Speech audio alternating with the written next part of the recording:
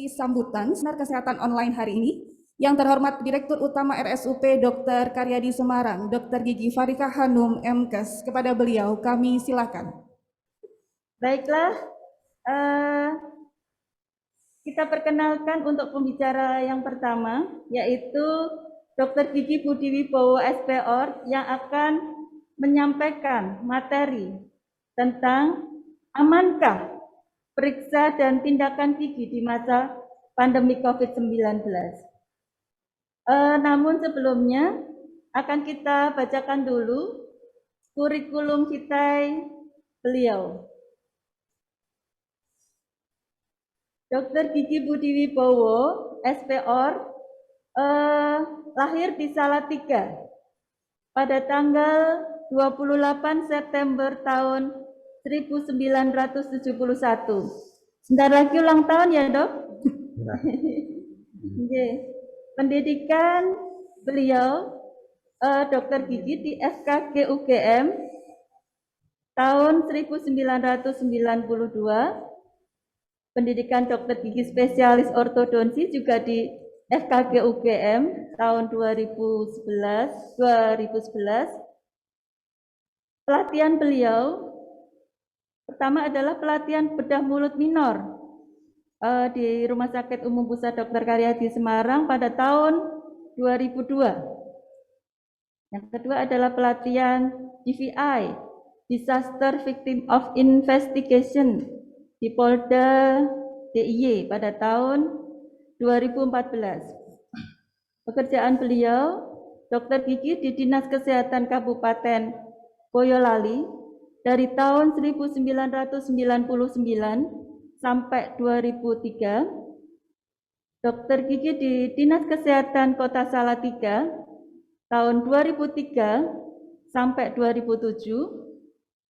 Dr. Gigi di RSUP Dr. Karyadi Semarang sejak tahun 2007 sampai 2011. Staf pengajar bagian gigi dan mulut FK Undip mulai tahun 2007 sampai 2011. Ortodontis di RSUP Dr. Karyadi dari mulai tahun 2015 sampai sekarang. Staf pengajar bagian ortodonsi PSKG FK Undip mulai tahun 2015 sampai sekarang. Kurikulum vitae tentang organisasi beliau. Beliau adalah Ketua PDKI Cabang Salatiga dari tahun 2008 sampai 2012. Ketua HM PKG FKG UGM dari tahun 2013 sampai 2015. Ketua Progigama FKG UGM 2013 sampai 2015.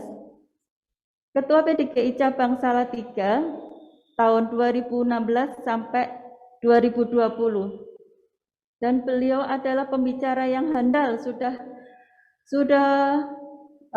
mengisi acara di mana-mana. Salah satunya adalah yang terakhir, yaitu tentang Space Regener Seminar Gigiku tahun 2016 di RSUP Dr. Karyadi Semarang tahun 2016. Dan juga yang terakhir adalah acara di Why My Orthodontic Treatment Relapse Seminar Dentist Science tahun 2018 Salatiga. Baik, Bapak Ibu semuanya, untuk mempersingkat waktu kepada yang terhormat Dr. Gigi Budi Wibowo SPOR, waktu dan tempat kami persilahkan, waktunya maksimal 30 menit ya dokter. Monggo dokter dipersilahkan. Assalamualaikum warahmatullahi wabarakatuh. Salam sejahtera, selamat siang, sobat sehat, bapak-bapak, ibu-ibu semua ya. Salam hormat kepada Direktur Utama Rumah Sakit Dr. Karyadi, Dr. Farika Hanum yang tadi telah memberikan sambutan dengan penuh semangat ya. Kemudian kita terima kasih pada seluruh keluarga besar Rumah Sakit Dr. Karyadi, staf Hukormas yang sudah mensukseskan acara webinar ini ya. Kemudian moderator kita Mbak Peti ya, saya manggilnya Mbak ya, karena masih kelihatan muda ya Mbak, masih seperti Iya, SMA. makasih. Dia rekan kerja saya ya di Klinik Gardenia dan Garuda yang selalu ramah dan senyum ya Mbak. Makasih, dokter. Ini adalah obat yang ampuh buat pasien sebenarnya ya. Kalau misalnya biusnya belum masuk itu disenyumi Mbak Peti itu sudah terbius gitu ya. Kemudian juga nanti ada pembicara ya, Dr. Dia Ajeng yang akan membahas tentang materi bagaimana sih merawat gigi anak di masa pandemi, juga Dr. Etis ya yang akan membahas bagaimana sih kita mendeteksi kelainan ya di rongga mulut ya. Jadi kita akan pandai nanti bagaimana mendeteksi awal ya. Kemudian juga terima kasih kepada para peserta semua yang sudah ikut di acara Zoom ya. Di sini saya lihat di monitor ada ibu-ibu menggerak PKK ya. Terima kasih ibu-ibu menggerak PKK yang masih semangat ya di siang hari ini. Meskipun ini adalah jam-jamnya mungkin ngantuk ya. Apalagi Semarang diguyur hujan ini ya. Jadi menambah suasana ya. Oke, untuk mempersingkat waktu, saya akan mulai langsung untuk materi saya ya di sini. Amankah ya periksa gigi atau tindakan gigi di masa pandemi COVID-19 ini ya.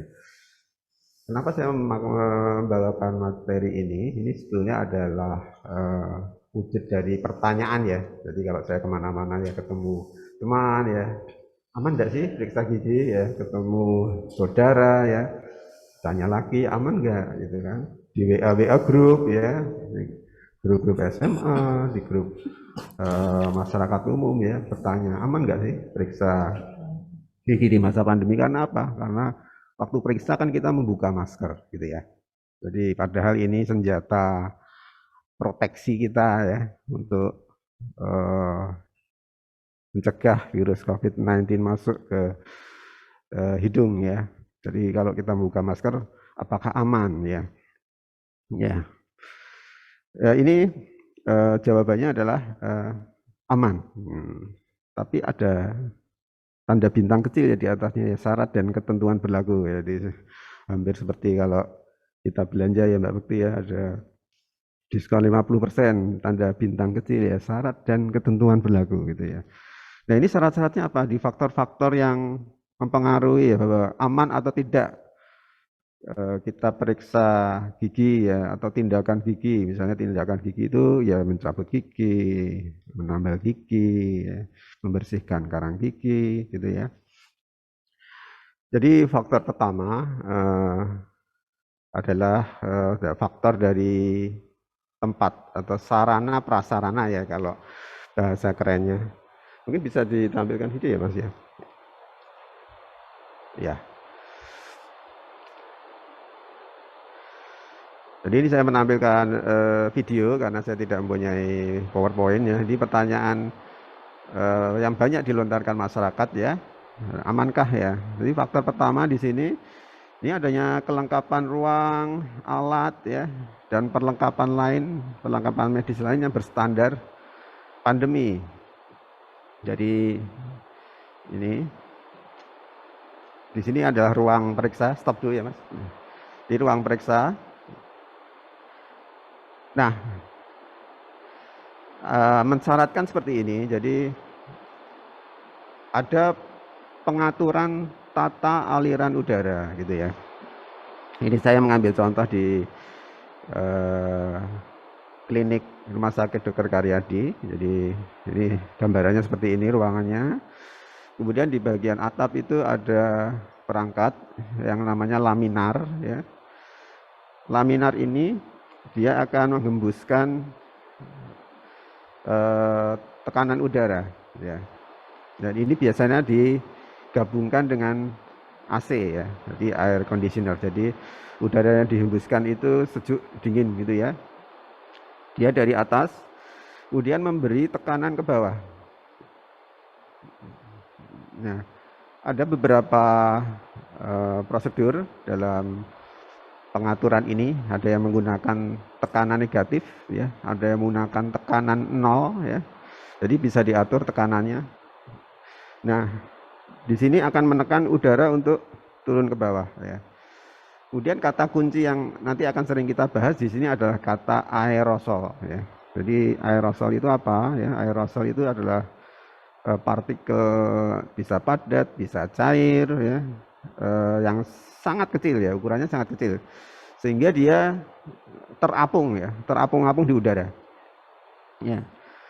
Nah, virus ini bisa ikut terbawa di aerosol tersebut ya. Jadi terapung-apung di udara ya, lama ya, karena tidak turun-turun ya, karena partikelnya berukuran kecil.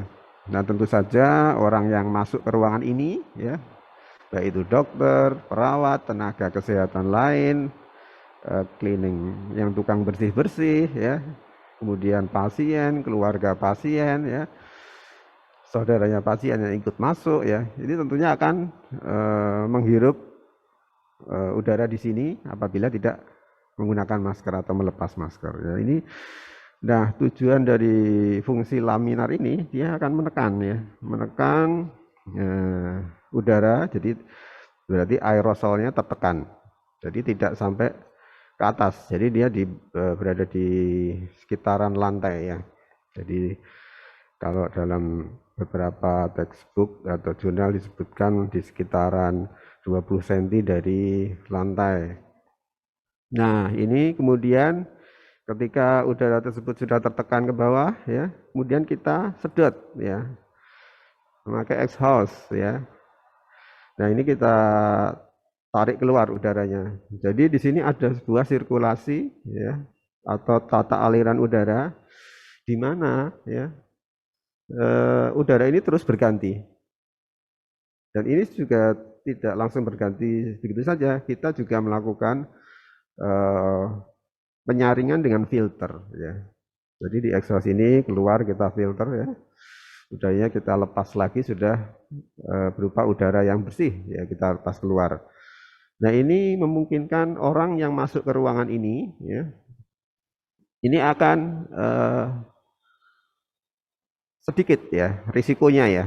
Ya tentu saja ini sudah upaya yang demikian bagus ya. Jadi mengharapkan bila mana ya ada seseorang yang penderita positif ya masuk ke ruangan ini misalnya ya, kemudian dia menghembuskan nafas, batuk, bersin ya misalnya ya, itu dia akan tertekan ke bawah ya. Kemudian tersedot di exhaust ini. Nah, ini membuat yang kita sebut faktor keamanan. Jadi pasien berikutnya yang datang ya, ini tidak akan terpapar. Jadi sudah berganti udaranya gitu ya. Seandainya pun masih ada yang tidak tersedot ke exhaust, tapi dia berada di posisi di bawah ya, masih di lantai. Jadi cenderung aman. Kalau tidak aman kita masih bisa menghirup, ini sudah di bawah, jadi keamanannya cukup tinggi. Oke Mas, diteruskan Mas. Ya, jadi stop dulu. Ini di saat pandemi ini kita melihat ya di beberapa teman, saudara gitu ya bertanya. Stop dulu. Oke, bertanya, kenapa banyak klinik yang tutup ya di masa pandemi? Atau ada juga yang membuka ya, tetapi membatasi pelayanan. Oh, kami tidak menambah gigi, kami tidak membersihkan sarang gigi ya. Kami hanya melakukan pemeriksaan, pengobatan ya, dan keadaan-keadaan yang emergensi. Nah, ini jawabannya adalah karena klinik tersebut belum memiliki standar untuk pandemi. Jadi baik dari tadi tata aliran udaranya ya diatur sedemikian rupa supaya pasien-pasien maupun dokternya, perawatnya, tenaga kesehatannya sendiri juga aman ya, berada di dalam ruang periksa tersebut. Nah, ini gambaran ya kenapa kok dibatasi, tidak mau melakukan tindakan pengeburan, membersihkan karang gigi ya. Kalau kita lihat dari video ini ya, jadi ini salah satu contoh melakukan tindakan pengeboran ya. Jadi kalau kita menambal gigi, ini kavitas atau bagian gigi yang karies ya, kita bersihkan bagian kariesnya dengan alat bor ya. Dan bor ini berkecepatan tinggi, dia menyemprotkan udara ya, kemudian menyemprotkan air sehingga terlihat itu ada aerosol yang terlepas ya. Nah ini kalau misalnya pasien tersebut menderita positif COVID-19 ya, ini tentunya virusnya akan ikut melayang ya di aerosolnya tersebut. Oke mas, terus mas. Nah, ini gambaran dari aerosol ya, seperti itu. Kemudian biasanya terpapar di muka, baik itu dokternya ya, asistennya, kemudian orang-orang di sekitar situ, juga ada cipratan-cipratan darah ya. Nah, ini kelihatan, stop dulu mas.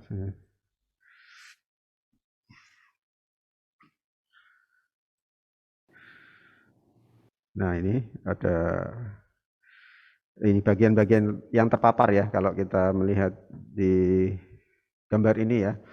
Jadi begitu banyak ya cipratannya ya. Itu ada di muka pasien, ada di dadanya ya, di tangannya dokter, di mukanya ya, di mukanya asisten. Nah ini yang membuat tindakan tadi ya, pengeboran, membersihkan karang gigi ya, berisiko tinggi. Karena apabila sang pasien ini menderita positif COVID ya, ini tentu virusnya akan terpapar ya ke bagian-bagian yang berwarna hijau tersebut. Baik mas, next mas. Nah kemudian kita membutuhkan suatu perangkat ya atau alat yang akan kita gunakan untuk menyedot ini ya aerosol selain dari tata aliran udara. Nah, ini partikel tersebut kita sedot. Ini jadi kita sebut dengan nama aerosol suction, penyedot aerosol ya. Ya fungsinya untuk meminimalisir aerosol tersebut tersebar ya ke dalam ruangan yang lingkup yang kecil tadi. Jadi masuk ke corongnya, kemudian disedot di bagian lengannya, kemudian di dalam badan aerosol tadi nanti ada filter yang akan menyaring ya. Kemudian ini salah satu gambaran ya pelayanan di Rumah Sakit Karyadi di Klinik Gardenia ya. Kami juga sudah menggunakan aerosol suction di sini. Kemudian juga ada pengaturan sistem aliran udara. Seperti yang sudah saya sampaikan di depan tadi ya. Jadi setiap tindakan pengeboran ya, penggunaan scaler ultrasonik ya, itu akan menimbulkan aerosol. Kemudian kita disedot ini di bagian exhaust. Kemudian juga ada pengatur tekanan di sini ya. Ya, diatur tekanannya supaya aman. Kemudian dia ada sedikit promosi ya, pelayanan gigi di mulut ya. Selama pandemi kami masih melakukan tindakan estetik ya. Di sini ada melapis gigi, mencerahkan warna gigi ya. Kami membuat crown, implan gigi, dan perawatan merapikan gigi. Jadi tidak ada pembatasan pelayanan karena kami sudah mempunyai ruangan yang berstandar pandemi ya. Jadi Bapak-bapak Ibu sekalian yang akan berkunjung ya ke Rumah Sakit Dr. Karyadi, saya pastikan keamanannya untuk sarana dan prasarananya adalah aman gitu. Kemudian ada faktor kedua, jadi tidak hanya sarana dan prasarana ya, jadi tidak hanya kelengkapan alat, ruang ya, tapi dari faktor pasien. Nah ini juga faktor penting. Ini yang paling penting adalah masker ya. Seperti yang sudah disarankan beberapa waktu yang lalu, ketika gelombang kedua mulai meledak ya, kita disarankan untuk stop dulu mas, untuk double masker ya. Jadi antara masker medis dan kain ya. Ini sangat membantu memproteksi. Kemudian saat antri ini juga krusial ya. Jadi budaya Indonesia yang tidak suka antri ya. Ini yang ya ini adalah sebuah hikmah dari pandemi ya. Kita disuruh untuk tertib ya, untuk antri. Jadi menjadi sebuah budaya yang bagus ya. Jadi si corona ini malah mengajari kita untuk tertib ya, gitu ya Mbak Bukti. Jadi diharapkan tidak berkumpul di satu ruangan ya tanpa sirkulasi di situ ya. Seandainya pun tanpa sirkulasi dan ruangannya kecil ya, diharapkan tetap menjaga jaraknya, jadi tidak berdempet-dempetan. Kemudian biasanya di klinik yang bagus ya, dia akan mengatur jadwal pasien ya. Jadi pasien tidak berkumpul di satu ruangan. Ya, stop dulu Mas. Ya, berkumpul di satu ruangan, di ruang tunggu, bahkan beberapa klinik juga sudah menerapkan ya, seandainya pasien ada yang membawa mobil ya, masih bisa menunggu di mobil ya, seandainya di ruang tunggunya penuh ya, nanti dihubungi ketika sudah mendekati waktu untuk dilayani. Jadi banyak trik-trik ya yang bisa kita lakukan, kreativitas ya untuk mengatur antrian pasien ini ya. Jadi ini yang diharapkan. Jadi faktor-faktor risiko dari saat mengantri. Kemudian di ruang tunggu juga harus ada jaraknya ya. Kemudian juga diharapkan kalau terlalu lama di ruang tunggu bisa keluar sebentar ya untuk menghirup udara bebas ya, sehingga tidak membuat risiko-risiko. Kemudian faktor lain di toilet ini yang menjadi faktor penting karena disinilah biasanya kebersihan ini menjadi PR ya di toilet ini. Disitulah orang buang hajat ya, disitulah orang membuang kotoran ya. Jadi ini disitulah berkumpulnya kuman dan virus ya. Kemudian salah satu yang menjadi faktor penyebarnya di sini adalah benda-benda yang kita pakai ya. Salah satunya adalah handphone ini ya. Ini beberapa jurnal menyebutkan ini benda yang paling kotor ya, yang selalu kita bawa. Jadi kita bawa ke kantor, kita bawa jalan-jalan, kita bawa ke toilet ya, kita bawa ke ruang makan ya. Ini penting, ada beberapa trik ya dalam mengendalikan kebersihan benda keramat ini ya Mbak ya. Benda keramat ini penting karena setiap saat kita pegang ya, jadi ada yang membungkusnya dengan plastik ya, ada juga yang setelah melakukan aktivitas di salah satu tempat kemudian pindah ke tempat lain, ini disarankan memakai casing, kemudian casingnya itu dicuci ya. Kemudian bagian yang layar itu bisa dielap dengan sedikit bantuan antiseptik sedikit. Jadi meminimalisir penyebaran dari benda-benda yang kita pegang. Kemudian next Mas. Kemudian ini wanita ya biasanya yang sering menggunakan benda ini adalah tas ya.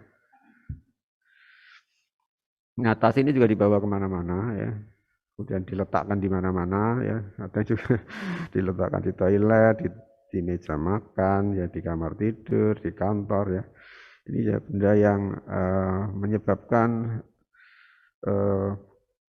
tersebarnya virus, bakteri ya ke mana-mana ya. Jadi semakin kita mobile ya dengan tas tersebut ya kita ikut membantu menyebarkan gitu ya. Nah ini juga diharapkan untuk kebersihan ya dari tas kita ya. Jadi selama pandemi ini kalau saya dulu kan saya selalu pakai tas kulit ya Mbak Bukti ya. Ini saya tinggalkan ya, saya ganti dengan tas yang mudah dicuci. Jadi pakai aja tas jelek ya. Jadi setiap hari dicuci saja. Jadi itu jauh lebih aman. Jadi ada trik-trik ya, tergantung kreativitas kita masing-masing ya dalam membantu untuk tidak tersebarnya virus COVID-19 ini ya. Jadi dari kantor ke rumah kita ya, ke saudara kita, mengunjungi orang tua ya, inilah yang menyebabkan kenapa gelombang COVID ini begitu besar karena kita ikut membantu ya menyebarkan. Kemudian faktor ya ketika saat kita antre ya lama ya misalnya ya, kemudian lapar ya, ngemil ya misalnya ya. Ini kan kita membuka masker ini hati-hati ya. Karena apabila tidak ada sirkulasi udara di situ, kita akan langsung menghirup udara ya. Dan seandainya ada yang positif di situ, ini otomatis ya terhirup. Jadi sarankan kalau makan ngemil, kalau pembawa mobil sudah masuk saja ke mobil, makan di situ atau di udara terbuka, di taman ya. Jadi usahakan udara terbuka ya. Tapi kalau kita disuruh memilih, carilah di yang udara terbuka, ini jauh lebih berisiko rendah. Kemudian kita lihat lagi apakah di ruangan tersebut ada sirkulasi udara ya. Kalau tidak ada ya seperti tadi trik-triknya. Kemudian juga hindari area yang banyak dipegang orang ya. Jadi seperti handle pintu ya, kemudian pegangan kursi ya itu ya. Jadi banyak triknya setelah misalnya ya setelah kita berobat ke rumah sakit ya. Kemudian kita langsung cuci tangan ya. Jadi di Rumah Sakit Karyadi sudah disiapkan tempat-tempat untuk cuci tangan, atau kalau tidak sempat terburu-buru bisa cukup dengan hand sanitizer ya. Jadi kemanapun setelah kita pergi mau masuk rumah ya, disarankan ya untuk mengganti baju ya, baju yang kita pakai karena sudah terpapar kemana-mana ya, ganti baju lebih bagus lagi kalau bisa mandi ya. Jadi saya sering mandi ya di saat pandemi ini, selain segar juga sehat gitu ya. Baik, selanjutnya Mas, teruskan.